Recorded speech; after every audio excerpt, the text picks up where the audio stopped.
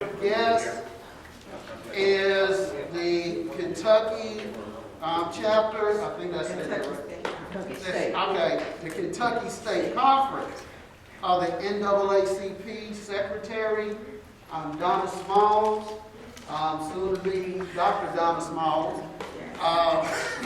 So she will lead us in a discussion about Amendments 1 and 2 on the Kentucky State Ballot. And so with that being said, Ms. Mom. So, a couple of weekends ago, the Kentucky State Conference of the NAACP made for their state convention in Hardin County, in Elizabethtown. And two of the resolutions that we came up with is, one, our citizens are not aware of, one, what Amendment 1 and what Amendment 2 means. And so I'm here today to present the two resolutions that came out of that convention for our citizens. Kentucky State Conference of NAACP branches Constitutional Amendment 1 on November 5th, 2024 on the ballot. Whereas the General Assembly of the Commonwealth of Kentucky in the 2024 session has proposed the following amendment to the Kentucky Constitution to be voted on November the 5th, 2024. Are you in favor of amending sections 145 and 155 of the Constitution of Kentucky to prohibit persons who are not citizens of the United States from being allowed to vote in the Commonwealth of Kentucky as stated below? It is proposed that section 145 of the Constitution of Kentucky be amended to read as follows. Every citizen of the United States of the age of 18 years who has resided in the state 1 year and in the county 6 months and the precincts in which he or she offered to vote 60 days next preceding the election shall be a voter in said precinct and not elsewhere. No person who is not a citizen of the United States shall be allowed to vote in the state. The following persons also shall not have the right to vote. Persons convicted in any court of competent jurisdiction of treason or felony or bribery in an election, or of such high misdemeanor as the General Assembly may declare, shall operate as an exclusion from the right of suffrage. But persons hereby excluded may be restored to civil rights by executive pardon. Persons who at the time of the election are in confinement under the judgment of a court for some penal offenses. Idiots and insane people. It is proposed that section 155 of the Constitution of the Kentucky Amendment of the Constitution of Kentucky be amended to read as follows. The provisions of section 145 to 154 inclusive shall not apply to the election of school trustees and other common school district elections. Said elections shall be regulated by the General Assembly except as otherwise provided in the Constitution. No person who is not a citizen of the United States shall be allowed to vote in said elections. And then there's the question, yes or no. That's primarily how it will read on the ballot. This is our proposal, our resolution. Whereas the only thing new in this legislation is the addition of no person who is not a citizen of the United States shall be allowed to vote in said elections, which is not new, as non-citizens cannot vote in Kentucky elections under current laws at the state or federal level. And whereas the proposed amendment is a red herring, that means it's a distraction, placed on the ballot to drive turnout with the thought it would deliver votes in favor of the proposed Amendment 2, an amendment to allow public funds to be used to support private education.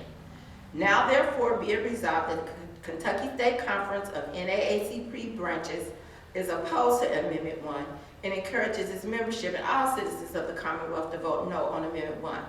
Be it further resolved that a copy of this resolution be distributed to all all NAACP branches in Kentucky and to all media outlets, and it was adopted on the 21st day of September in Elizabethtown. So a red herring is a distraction. It causes you to, for most people, and I'm going to use myself as an example, if I vote yes to one thing and I'm not really going to pay attention to the other thing, I'm just going to vote yes because I'm figuring they're in line with each other. And that is the purpose of this amendment. Amendment 1 is unnecessary because there is no, so I'm a statistical person. I looked at the statistics. There's never been someone that's been not a United States citizen that has ever voted in a state or a federal election. So I did look that up before I came here tonight to make sure my statistics were right. The second one, resolution Kentucky State Conference of NAACP Branches, Constitutional Amendment 2, on the ballot November 5th, 2024. Whereas the General Assembly of the Commonwealth of Kentucky in the 2024 session has proposed the following amendment to the Kentucky Constitution to be voted on November 5th, 2024. The proposed amendment would read as follows. The General Assembly may provide financial support for the education of students outside the system of common public schools. The General Assembly may exercise this authority by law, sections 59, 60, 171, 183, 186, and 189 of Constitution 13 notwithstanding. The question is yes or no. Whereas the NAACP has been a long supporter of public education nationally and locally, advocating for education innovation through equitable educational standards, equitable allocation of resources, and setting priorities for education and workforce systems. And I will say to you, equal is not equitable. Equal is different from equitable. Whereas proposed Amendment 2 to the Kentucky Constitution would change the Kentucky Constitution to include the above language, paving the way for the legislature to send public dollars to unaccountable private schools. And whereas proposed Amendment 2 to the Kentucky Constitution will authorize vouchers diverting critical resources away from public schools that will go unaccountable to private schools. And whereas proposed Amendment 2 will reduce the general fund appropriations to public schools, which means less money for the state portion of seat funding, which is critical to all students regardless of their zip code. And whereas proposed Amendment 2 would give our public tax dollars to private school with no oversight on curriculum, student assessments, or student and educator anti-discrimination practice, which is bad policy. And whereas proposed Amendment 2 would negatively impact our rural public schools to most because private schools cannot accommodate the needs of these communities. And whereas proposed Amendment 2 will produce a voucher system that will go to private schools at the expense of rural public schools.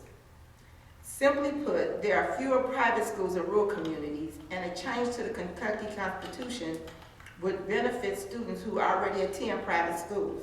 And whereas proposed Amendment 2 provides an unfair advantage for private schools to choose who they want to attend, early poor students, students with disabilities, and minority students with no choice. And whereas proposed Amendment 2 encourages enrollment in private schools at taxpayers' expense by reducing available revenue, benefiting private schools and those who already attend, while rural schools and their students pay the real cost of the decision. And whereas proposed Amendment 2 is just another attack on public education, taking money out of the system, drains resources away from schools, and weakens our communities, undermining the backbone of our communities. Our public schools that provide after-school childcare, meals, athletics, arts, family resource counselors, and even access to health care, which are important safety nets for families in need. And whereas the Kentucky State Conference of the NAACP branches encourage a no vote on Amendment 2 to the Kentucky Constitution. Now therefore be it resolved that the Kentucky State Conference of NAACP branches is opposed to Amendment 2 and encourages membership and citizens to vote no on Amendment number 2. So the issue here is, I'm an educator. There's some other people in the room that are educators. If you've ever been in education, I also was raised Catholic. So I understand private schools. What I understand is anybody who can go to a private school can pay for it, because it's not free and it's not inexpensive. We have too many rural counties in Kentucky that will suffer under the loss of public dollars in their school system. I have the report that the Committee on Economic Policy allowed 2024, and it talks about the impact of this particular amendment and how it affects the schools across Kentucky. When I think about Hardin County, I think about what Councilman Owens said, that she's having to help Meadowview with their basketball team with her own funding. We have lots of citizens in our own community that could not afford private schooling, even with a school voucher. So are we willing to put teachers at risk who are already receiving? In Kentucky is 47 in the United States on teacher salaries. And that's sad when you look at teacher salaries across the board, and we're number 47. That means there's only 2 other states that pay, well, 3 other states that pay less than we do. That's a problem to me. doctors, lawyers, dentists, all your professionals come out of, many of them have come out of public education systems. These teachers give their time, their lives, their spirit to educating our young people. Do we want them to suffer even more under the stake of providing a private voucher for people who can afford to go to private schools? And then you got to think about our children with disabilities. This really rules them out completely if you vote yes to this. Because children with disabilities have a unique situation, and they have, a lot of times, their parents, it just depends, but sometimes their parents don't have the money to help educate them, and that's what the public school system is for everybody. There's diversity in the public school system. There's inclusion in the public school system. You know, we made DEI a program, but the United States of America is already diverse. It's already included, because we all come from different backgrounds, different ethnic groups, yet we made DEI a program because we didn't want to deal with equity. Because see, we want to say equal is equity, but it is not. This bill it hurts our state. If you want to go and look at somebody who has approved this and suffering, go look at Phoenix, Arizona. They are suffering because they said yes to the same type of amendment. I think there were 3 states, right? Mm-hmm. So just go back and go do your own research. Don't take my word for it, because I'm a person that believes in do your own research. I do have a copy of the report that the Council on Economic Policy has put out. If anybody wants a copy, if you give me your email address, I'll send you a copy of the report. I think you need to educate the citizens of our community. I know teachers, the superintendents we've had several meetings with superintendents across the state, because this is important. This affects our public school system. If we don't have a public school system, what happens to our children? Donna, are you open to discussion? Yes, sir. What you want to say? So the objection of the NAACP is not against private schools. No. It's against diverting the funding to the private schools. Yes. And there's a large number of people who do send their children to private schools. Many of those are leaders within the current school systems, public school systems. If you had to ask ourselves this, why do they do that? If they have such confidence in the public schools, which they work in the public schools, that's where they get their income. John Wright mentioned in a discussion the other day, his kids went to private school, and of course he paid for it. But my point is, why do people put their children in private school? I didn't put my children in private schools, but why do people do it? Is it because they have massive confidence in the public school system, or is it because they lack confidence? So my point in bringing this up is part of the lack of confidence in public education in this country, in this state we're talking about specifically, results from the fact that we don't have good outcomes in public education compared to the outcomes we have in private education. And that's my point, open to any conversation. When you talk, Go ahead, Terry. when you talk about, because I'm a substitute teacher, I had 3rd, 4th, 5th grade in Virginia, the other Commonwealth, right? And I had a lot of my instructors' kids when I was at Hardin University.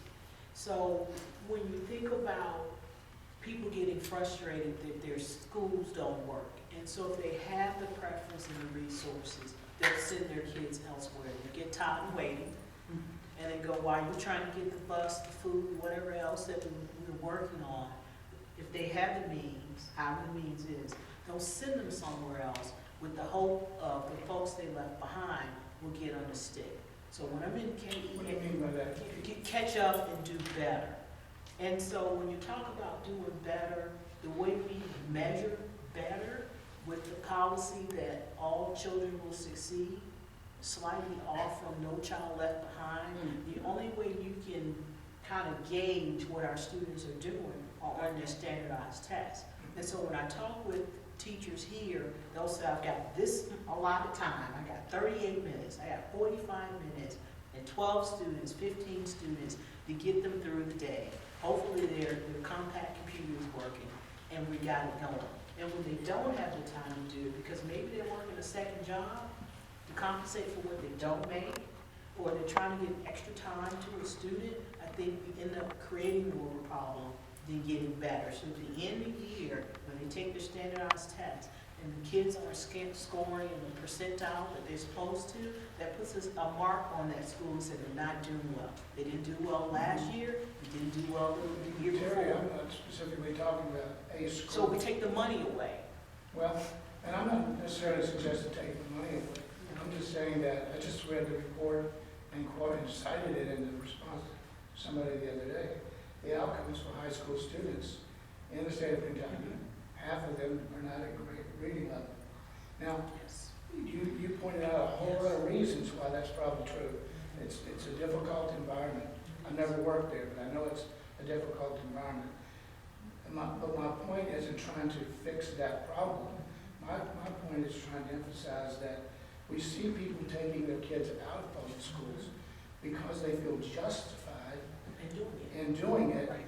because they feel that the results that they're getting in public school isn't what they want. And they waited long enough.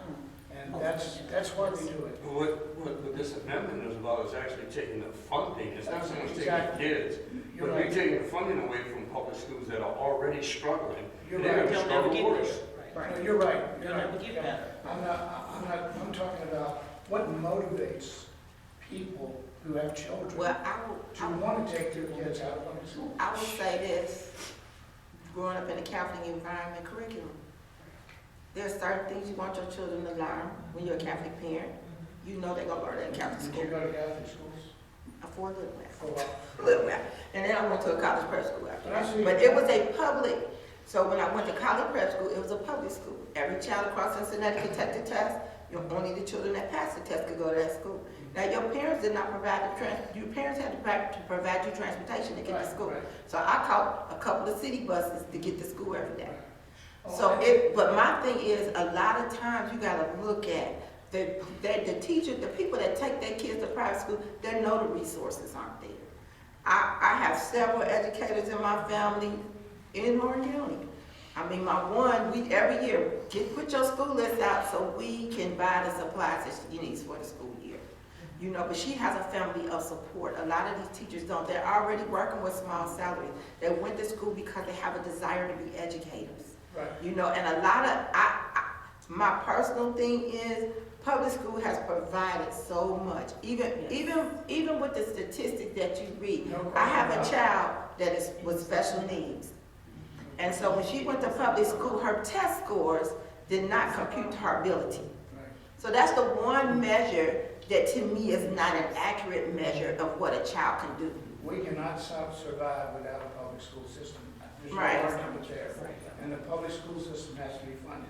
No But what argument there. motivates folks? But we can't take money now from the public school Right, system and- to give it to a corporation. That makes no sense to me. Well, we don't really, Unaccountable there's corporation. really no way to know what the impact of that bill is gonna There's be. 3 states right now that did it and it I would didn't tell you to work go out well. look at those 3 states that have passed this bill, and you can look at their budget and what's going on with their system, and that will make it more clear to you. And so we're Kentucky, we're not that big of a state, but we are definitely a rural state. This lady back here had a comment. Oh, I'd love to hear. Cheryl, Go ahead. did you have a comment on that? I did, but Well, No, bring it on in. We had this discussion. And I'll go after you. well, being a product of Catholic school and public schools, and my children being a product of private school here in Kentucky, well, in other states as well, and public schools are very much needed. Public schools are Yes. very much underfunded, and books are not there. In Kentucky, I've learned they don't have the books at all. And so that means the funding isn't there. And so removing funding from public schools and moving them over into private schools is a bad thing. It's a very bad. I don't have any way of knowing what the Right. statistical data. Oh, I just said that when y'all were talking, I said you have no idea because you haven't been there. No, see, my point, Cheryl, wasn't whether, obviously, if you take funds from any institution that relies upon those funds, there's gonna be a lack of resources. But I'm looking at it from a different standpoint. I'm not in support of doing this, by the way. All I'm saying is, we have to figure out why do so many parents take their children, if they can do it, take their children out of public schools. If we have so much confidence in public schools, why don't we just leave our children there? All of my kids, I have 5 kids, all of my kids went to public schools. And probably if I had any now, that's where I would Because some parents think they can do better without talking to the educators, without talking to superintendents, without following the rules. Without following the rules, they think they can do better. So and your the kids- argument is that people want to do this so they can not follow the rules and not get a good education for their children? Or is it because they think they can do a better job of it? Well, they think they can do a better job. I know a lot that homeschool, and some of the children lack some of the fundamentals that they need that we teach them. No doubt. Yeah, I have 2 kids in homeschool, so I understand. Because now the requirements for homeschool, you have to have some type of curriculum. You have to bring them into the school. Or, you have to have so many hours of other curriculums of what the, Some parents just don't So, dare. homeschooling is not the best. You're hurting yourself and you're hurting your children. I'm not suggesting it is. I'm saying it's a part of the education options that should be. Well, let's get back to your question. Your question was why? Why are these parents putting their kids in private school? That's right. And there's not one answer. Give me the ones Many you have. very different parents have different reasons. Okay. And I know quite a few of them who have taken their children out of public school and put them in private school. Things such as their child was treated a certain way at the school that they attended. The bullying issue. Their child was getting in trouble all the time. Right. And these parents, this is the kicker. All of these parents could afford to take their kids and put them in private school. Right. So, and they use this word, school choice, as the reason for, for this push. Right. Well, you always had school choice. Right. Nobody ever took school choice away from you. You exercised school choice when you took your child out of public school and put them in private school. Now, let's go from Fort Knox to John Hart. You always had a choice. But let's use this word that we like to use a lot, which is accountability and consequences. If you take your child out of the public school and put them in a private school, you face the consequences of having to pay for that. Why should I have to face the consequences of your decision? But that is some of the reasons, because, for instance, I was an educator as well. I taught secondary level. And I remember, even before I got my license to teach that, I was a special ed teacher, special needs teacher for 1 year. And I remember this vividly. I'm not going to say any names because the person's famous. But I remember we had a kid in the school who was a great athlete, terrific athlete. And all I heard all year was, yeah, he's going to St. X next year. He's going to St. X next year. And he had a famous cousin. So, his cousin could pay for him to go to St. X. But that's not necessarily how a lot of those parochial schools work. They have certain scholarships paid for by the Catholic Church. So if they want a certain kid to go to that school, they'll pay for that tuition. Now, this particular kid with special needs, he spent, I kid you not, he spent almost his entire 8th grade year in alternative, or in-school suspension. But Lacy, He- no one he- is hold- arguing, hold- no one is arguing that Well, we don't need public schools. But let me finish this. He spent almost his entire 8th grade year in an alternative setting. I'm talking about, he sat in a room where they watched TV all day. He did not What get does that have grades. to do, though? Because you gotta understand the system. The system was that in that particular school district, and it frustrated me, if a kid is special needs, you can't flunk the kid. You gotta pass that kid on. And this, like I said, this kid was special. You're This talking kid about the was, system that we currently and, have. and I'm getting to it. Please But do. remember what I said. I said two important things. He was a star athlete, Okay, and he was going to St. X the next year. okay. Okay?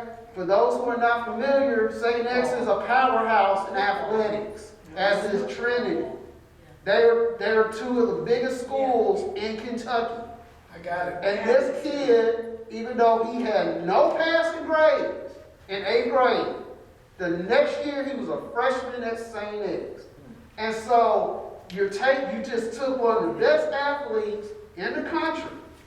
Because by the time he graduated from St. X, he was at a Division I, what we call a Power 5, as a starter. But he got, and I don't know what he might have learned at St. X, but this is some of the stuff that happens as why parents want their kids to go to a private school, because they will get, if they're special in certain areas, they'll get special treatment. That they won't get at the public school. Situation. Here's something else I want to clear up. A lot of, especially, wait, Yes, ma'am. Yeah, the hands in time. Go ahead. Okay, when I first got here, my daughter, St. Christian, okay, it wasn't that I didn't, because I was a public school teacher, I was full-time, I said I was tired, and I went to Hardin County. But anyway, I didn't want her because I'm from a little small town where everybody Know everybody. Everybody knows everybody, everybody gets along. They said the village takes a village to raise a child. If you did something wrong, whether you were black or white, it was told, and you got together. You wasn't fussing and thinking you were better, country town. Well, I came here, and I came here with the intention of working at North Hardin, but once they saw, the superintendent saw my face, then all at once my application got lost. So, that's how I got it pulled up, because my application was lost, but I got a letter 3 days later saying, we hired somebody, we don't need you. Anyway, it was for the best work now. But anyway, I put my daughter to St. Christopher because I saw the little kids, like 3rd grade,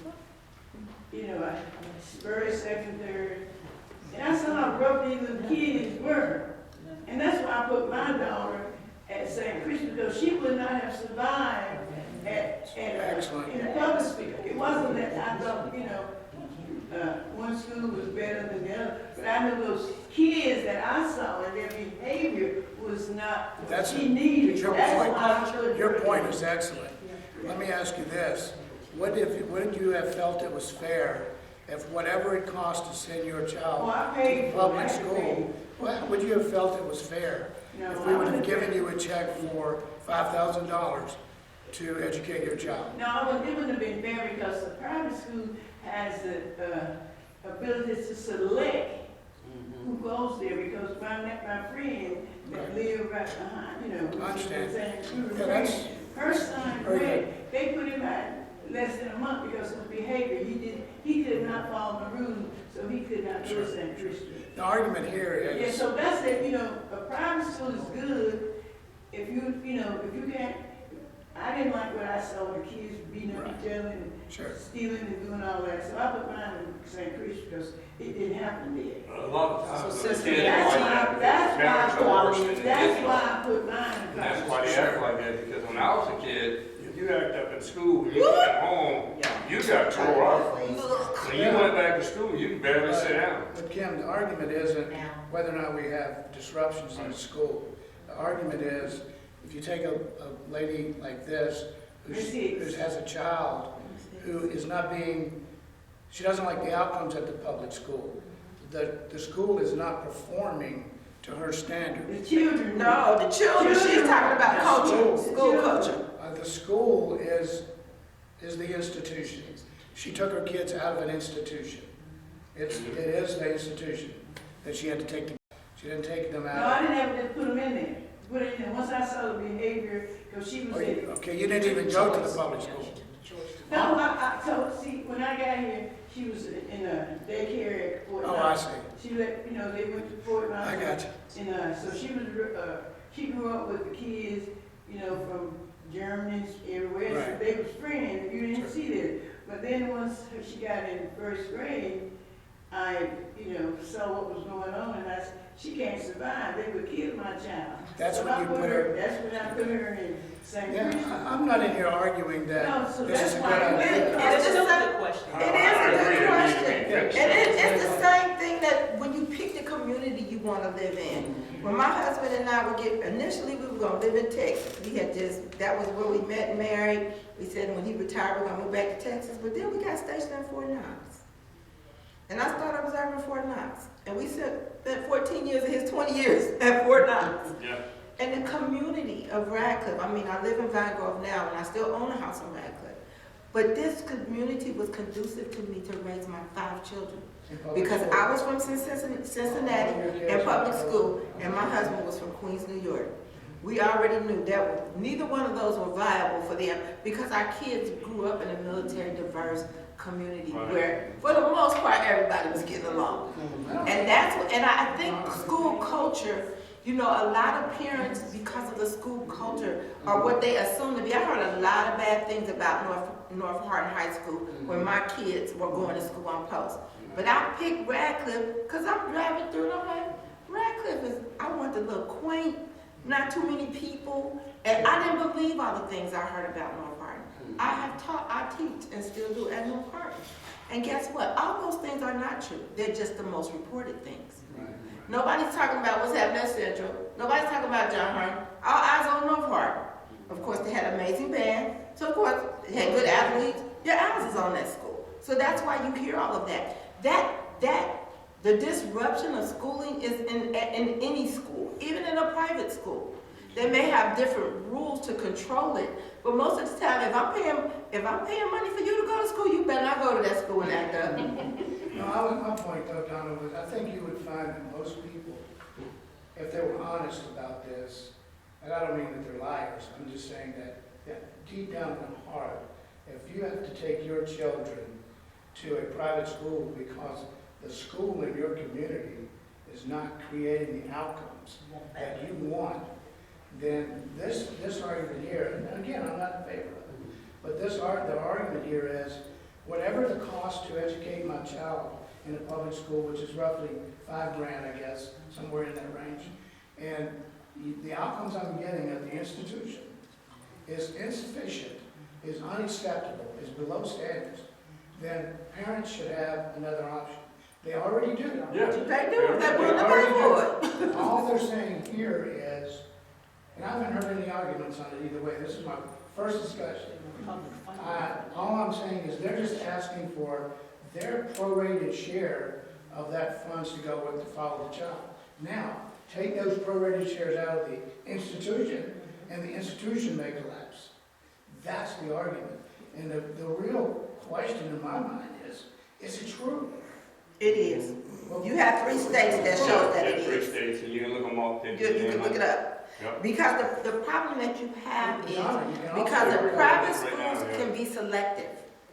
And Even public though you have a accounting for choice. itself, you don't know where that money is going. Right. You You don't don't know have- where it's being spent. Right, you don't have a say or choice, or there's no accountability to them Right. as you do with your public schools. If any level of public money is taken out of Hardin County schools, it's going to be detrimental. Yes, We know that. absolutely. So I'm not in favor of that. I'm just saying, look at what's driving people to promote such an extreme agenda as this. And if you're a school administrator if you're a superintendent, and some of these people make a lot of money, these schools, not locally, but in other places, they make a lot of money to figure out how to make this work. These people need to be held to account for the idea that somebody like me would have to take my 5 kids and pull them out of the school and take them to someplace else where the standards are better. I think this is a wake-up call more than anything else. I don't see it passing. It's unrealistic. It's detrimental to the institution. It won't work. But I think it's a wake-up call. And I agree to you, I agree that it's a wake-up call. It's not just that though, it's part of a larger agenda. And that larger agenda is in Project 2025. How do you specifically relate that to this? Because you want to destroy the Department of Education. Yeah, that's. Right, and you don't have any public schools. Every state has a Department of Education. You can look at 2025 online now, And and it's in there. this is what I've said this for years. And Kentucky is unfortunately has done this too. If you want to see what, okay, the way that red states operate nationally is that they will try something, they'll pilot something in a certain state. Okay. If it works in that state, then they'll start spreading it out to the other states. That's true. And so this is part of that. And then you, like I said, the destruction of the Department of Education is part of this. It's part of the 2025 project. It's in the book. You can read the book. Well, even before that, remember, Betsy DeVos was a charter school person. Right. Okay, and President Trump placed her in charge of the Department of Education. And so that was part of the proceedings to start trying to destroy the Department of Education. And like I said, you start at the federal level and it filters down because the federal level allocates certain monies down to the states. What is the justification for the push to dissolve the Department of Education at the federal level? I don't know, but Trump said he was going to do it. I will say this. He's Well, going if you look at- what his justification is, I don't know. So if you look at statistics, bachelor degrees, master degrees, doctorates across the board, you have a lot more, believe it or not, because you have a lot more black and brown people that are being more educated. There was a time when that was not true. They were the least educated. And that is one of the pushes, especially among women. Among minority women, black women have the most doctorate degrees, but they're the least paid. Donna, are you saying that that's the reason why? That's there's part a of the push reason. To eliminate the federal Department? Yes, that's a part of it. Is it possible that some people consider the federal Department of Education to be ineffective? No. And I'm gonna put it this way. I'm gonna put it this way. Look at the people look at the ones who are in charge of this particular war against the Department of Education. How many of them ever went to public school? No. None. None of them went to public Look, school, that is Trump true. didn't go to public, President Trump didn't go to public schools, Secretary DeVos didn't go to public schools. A lot of the people that wrote that part of Project 2025 did not go to public schools. So, you know, you got people that don't know, that don't know the experience, they don't find, you don't find value in something like that if you haven't experienced. The other thing you gotta look at, and I'll look at the state of New York, because that's where my husband is from. So New York closed a lot of public schools, charter schools, real estate. It's also about real estate. And we know real estate is money. Land is money. I don't care what y'all say in America, land is money. I give you a really good example of land as money. Red Lobster is going to close down in the near future. The main reason, the CEO sold the land. So now they got to pay a rent to be on that land, and the rent got so high, they started blaming it on, well, all you can eat shrimp. All you got to do is stop all you can eat shrimp and have you pay for your shrimp. Right. That's not a good excuse. The problem is they're paying too much for rent for the building to sit there. Right. So they gotta close down. So those But are they the sold the things. land and they cashed in on the money. Right, and so that's what you gotta think about. What are all the intricate little pieces? And in New York, it was real estate. In Yeah. Chicago, it's real estate. And buying that property up, opening up charter schools, nobody's governing those schools. I know somebody that worked in a charter school, and I was thinking, But you don't who let object, you in the classroom? Johnny, you don't object to charter schools. No, I don't object to the school. And So we're You just don't arguing, want public money to. I don't want public Yeah. dollars to go there because it's my choice. but they're not doing that. But the charter school is No. a business. But it's a You know, I business. can open a business, why don't the taxpayers give me money? Right, well, yeah, we're jumping back and forth. But you gotta just think about it. It doesn't, it's always. Those in charge, making the rules and doing all this, that's what it is. Money's talking. Look at the My money, you right about it. Right. Money always is at the bottom of everything. Yeah, it Money's is. talking, rich, The they root put of all the rich evil. in charge and they make the rules. And we all have a choice, but some people have a choice because, just like in Georgia, that's my home state, trying to make all these rules so we can't vote, rezoning and all that kind of stuff. It depends, and I'm not trying to offend you Trump fan, but that man is crazy. You read his history. We all the time. You read his history. He didn't even like his mama because she was a poor lady and she worked for, his dad was rich. He didn't put a picture of his mama in the White House, his niece told him. He has no club. He has all these crimes, but he said, don't let felons vote. And he, May I, nobody ever tried to overthrow the government. may I argue this point, ma'am, that Crazy. you said you didn't have any choice, but you were No, able. I said, we all have choices. Yeah, we all have a choice, but well, some people don't understand that maybe they can't afford to go. Right? So then they're gonna be stuck with a public school system that's short even more funds than it already is. I agree with you. Okay, I'm so, not voting for it. Yeah, I'm not for it at all. There's no way I'm. okay, so we've had a robust discussion this evening on this. Hopefully, those who will view this video will learn something from it. And we do encourage you to vote no on amendments 1 and 2, because as Secretary Smalls said, on Amendment 1, you can't vote if you're not a citizen in the first place. So this is totally unnecessary. On Amendment 2, it will divert public funds to private entities. And, you know, maybe you want to do that, maybe you don't want to do it. If you don't agree with that, then vote no. And so with that being said, thank you all for coming out.